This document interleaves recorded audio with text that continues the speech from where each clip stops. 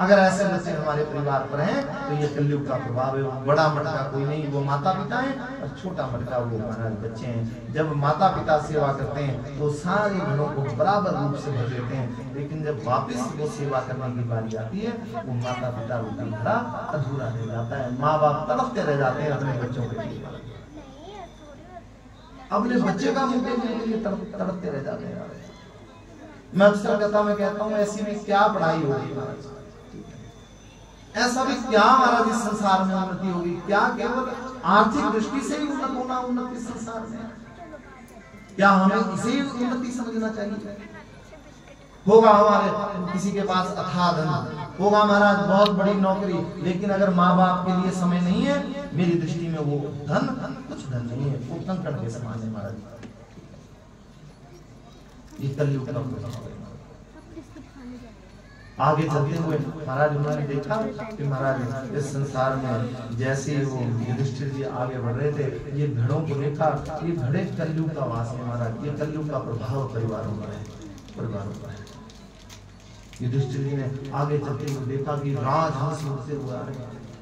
ये कौन राजहंस है? बड़े ध्यान से देखना आपने, शिव महापुराण में लिखा है महाराज, पाखंड निर्ता संतो विचार ये नहीं है संत पाखंडी हो गए हैं, लेकिन पाखंड परायण लोगों को हम संत समझने लगे हैं।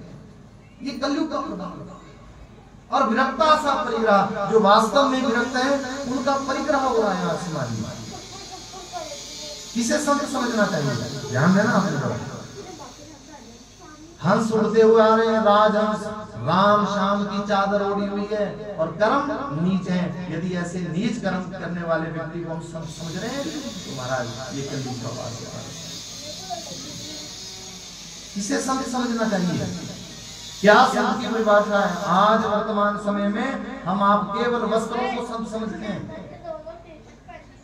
क्या संत की परिभाषा केवल वस्त्र से होनी चाहिए? क्या संत की परिभाषा केवल बड़ी बड़ी दाढ़ी बड़े बड़े बालों से होनी चाहिए? आज वर्तमान समय में हम ऐसे ही समझ रहे हैं।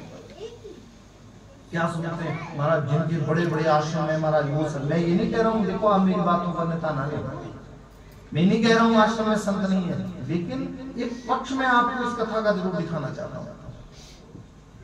संत किसे कहते थे पूर्व समय में? महाराज बुजुर्ग लोग बैठे हुए वो जानते हैं किसे संत कहते? जिसका जितना होता त्याग। अरे जिसने जन्म देने वाली माँ का त्याग कर दिया, जिसने अपने पिता का त्याग कर दिया, जन्मदाता उस पिता का त्याग कर दिया, अपने हिस्से की जमीन जायदाद सब कुछ छोड़ दी उसने महाराज, यहाँ तक कि वस्त्र रूपी ये वासना भी छोड़ दी। ऐसे व्यक्ति को संत कहा जाता था जिसने सब कुछ त्याग इस संसार में कर दिया। आज हम संग्रह करने वाले को संत समझ रहे हैं, ये कलयुग नहीं तो और क्या है। अगर संग्रह ही करना है, जमीन जायदाद ही खरीदनी है तो गृहस्थाश्रम में रहे, कौन मना करने वाला है? खूब कमाओ महाराज, खूब धन संचय करो, खूब महाराज संपत्ति का संचय। अगर संपत्ति संचय करना ही हमारा लक्ष्य है तो हम संत नहीं हो सकते। मैंने कहा जमीन जायदाद आपको घर में भी बहुत थी, फिर क्यों छोड़ा हमने घर? क्यों घर छोड़कर आगे बढ़े हैं? यही वो राजहंस की तरह दिखने वाले लोग हैं, उन पाखंडियों को हम आप संत समझ रहे हैं, जो राम नाम की चादर ओढ़े हुए महाराज बगुले की तरह मीठी मीठी बातें बनाते हुए हमारे समाज में आते हैं, और उनके कारण हमारे विश्वास का भी ह्रास होता है, हमारे धन का भी ह्रास होता है, और कहां तक कहें हमारी अस्मिता का भी ह्रास संसार में हो सकता है। ये पाखंडियों की ठीक है। और विरक्ता सा परिग्रह, और देखो आप जो वास्तव में विरक्त हैं उनका अपमान करते हैं हम। किसी के पैर में उपहन ना हो, फटे हुए वस्त्र हो, और महाराज वो भिक्षाटन करता हुआ आता है बाजारों में, तो अक्सर देखा जाता है उनका अपमान होता है। मैं ये नहीं कह रहा हूँ वो संत हैं, मैं कौन होता हूँ किसको प्रमाण पत्र देने वाला कि ये संत है और ये संत नहीं है, लेकिन उनका अधिकार है मांगना। ध्यान देना आपने, बाजारों में अक्सर देखा जाता है कोई भिक्षाटन करता हुआ आता है, मांगता हुआ आता है, हम अक्सर कहते हैं कमा कर खा तब तुझे पता लगेगा मांग रहा है। अरे अधिकार है संत महात्माओं का। कौन से ज्ञान का अजीर्ण हमें है जो हम किसी का अपमान करते हैं? और किसने हमें अधिकार दिया है किसी का अपमान करने का? है नहीं मेरे पास, आगे निकलो। अक्सर कहते हैं, सुनाई देते हैं, क्या हमने नहीं सुना है? दिन में एक बार सरस्वती माता बोलती है हमारी जीवा से। अगर उस समय सरस्वती माँ ने कह दिया, जिस समय हम कह रहे हैं हमारे पास कुछ नहीं है, अरे सड़कों पर आ जाओगे, अगर ऐसा सरस्वती माँ ने उस समय हमारी जीवा से कह दिया। मैं ये नहीं कह रहा हूं आप सब कुछ दे दो, ठीक है, हमारे संस्कार में ना होगा कुछ देना, ना हम दे सकते हैं, लेकिन अपमान तो हम किसी को ना दें। आज महाराज कोई आता है मानता हुआ, अपमान करते हैं, और विशेष करके शहरों में ये देखा जाता है। मैं ये नहीं कह रहा हूँ आप सब कुछ दे दो, मैं नहीं कह रहा हूँ आप धन की भिक्षा दो, मैं ये भी नहीं कह रहा हूँ आप अन्न की, अगर हमारे संस्कारों में देना नहीं लिखा है कुछ ना दें, लेकिन अपमान हम संतों का ना करें। शास्त्रों ने अधिकार दिया है उन्हें, 5 घर भिक्षा करने का अधिकार है उनका। हम कौन होते हैं किसी का अधिकार छीनने वाले? उस भगवान ने, पर ब्रह्म परमात्मा ने उन्हें अधिकार दिया है, संत महात्मा। और कितना अधिकार? 1 घड़ी तक हमारे द्वार पर वो खड़े रह सकते हैं, ये शास्त्रों ने अधिकार दिया है उन्हें, भगवान ने अधिकार दिया है। हम कुछ ना दे सके तो हम अपमान भी उन संत महात्माओं का ना करें, ठीक है। और जो पाखंडी हैं उनके पीछे पीछे हम घूम रहे हैं।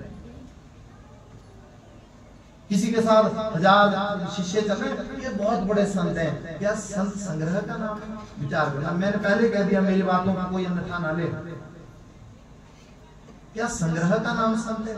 अगर संत के जीवन में संग्रह भी है तो वो परमार्थ के लिए, अपने लिए नहीं है। संत के जीवन में संग्रह है तो वो अपने वस्त्र के लिए नहीं है। संतों का वस्त्र ही दिगंबर, ये दिशाएं उनका महाराज वस्त्र होती हैं, उनके अपने वस्त्रों के लिए नहीं, उनके अपने रहन सहन के लिए नहीं।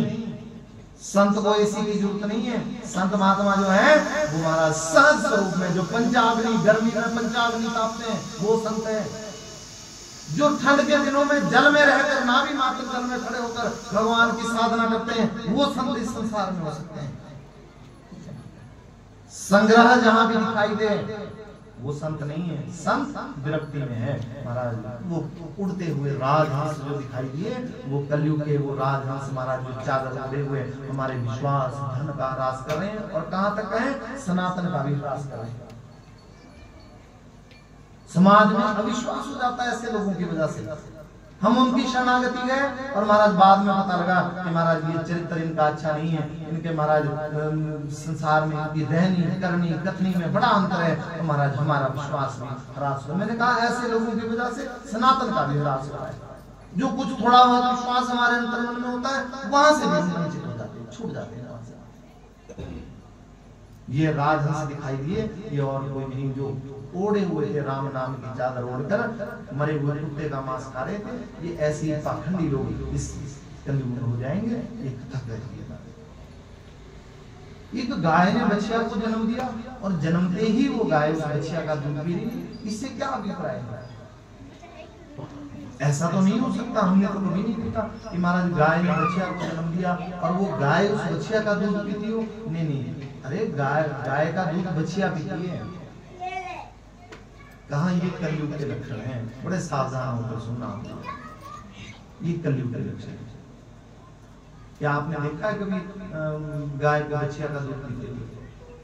मैं दर्शन करवाता हूँ आपको। हमारे घरों पर विवाह संस्कार होते हैं, बेटियों का विवाह करते हैं, हमारे यहाँ होता है संस्कार। जब विवाह संस्कार संपन्न हो जाता है तो उसके बाद एक विशेष मुहूर्त आता है हमारे। जब विवाह संस्कार होता है ना, फिर हम पंडित जी के पास जाते हैं कि महाराज लगन का समय कौन सा है, चिट्ठी का समय कौन सा है, ये सारे समय हम निश्चित करते हैं। और जब विवाह संपन्न हो जाता है उसके बाद एक विशेष मुहूर्त दिखाते हैं पंडित जी से, और पंडित जी से कहते हैं कि महाराज हमें अपनी कन्या के घर जाना है, और इसलिए वो संकल्प खोलने के लिए बोले शंकर भगवान, कन्या का विवाह करके उसके घर भोजन करते हो? बोलो हाँ या ना। अगर हम कन्या के घर भोजन कर रहे हैं तो ये वही गाय है जो बछिया का दूध पी रही है।